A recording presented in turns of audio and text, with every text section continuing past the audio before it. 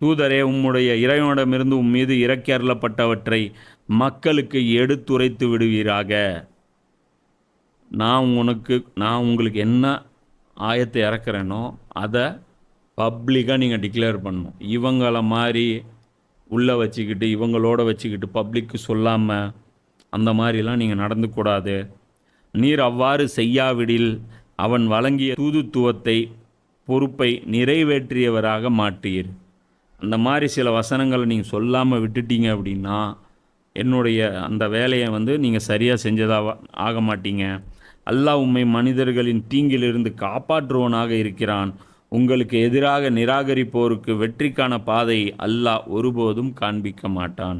அல்லாஹ் சொல்கிறான், இப்படி சொல்கிறதுனால, அல்லாஹ்வுடைய வசனங்களை வெளிப்படையாக சொல்கிறதுனால மனிதர்கள் உங்களுக்கு தீங்கு இழைப்பார்கள் அப்படின்னு நினச்சிடாதீங்க.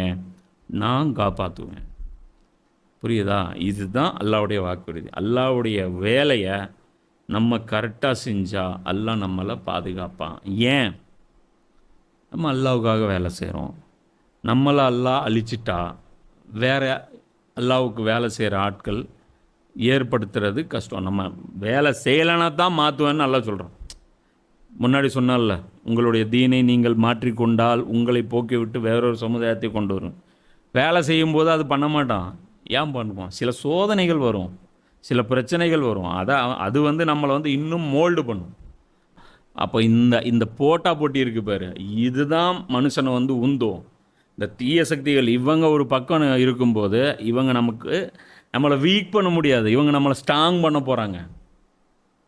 புரியுதா? அப்போ அல்லாஹ் இது புரிஞ்சுக்குங்க. அல்லாஹ் அது சொல்கிறான், நிராகரிப்போருக்கு வெற்றிக்கான பாதையை அல்லாஹ் ஒருபோதும் காண்பிக்க மாட்டான். ப்ரொடெக்ஷன் நான் கொடுப்பேன். அதே மாதிரி உங்களை ஒரு மண்ணாங்கட்டியும் பிடுங்க முடியாது.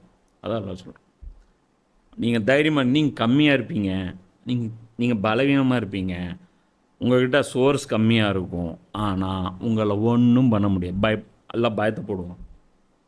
தேவையில்லாத பிரச்சனை, இவங்க மேலே கை வைக்கக்கூடாது, தேவையில்லாமல் பிரச்சனை, இவங்களை டச் பண்ணக்கூடாது. டச் பண்ணுங்கிற எண்ணமே அவங்களுக்கு வராது. புரியுதா?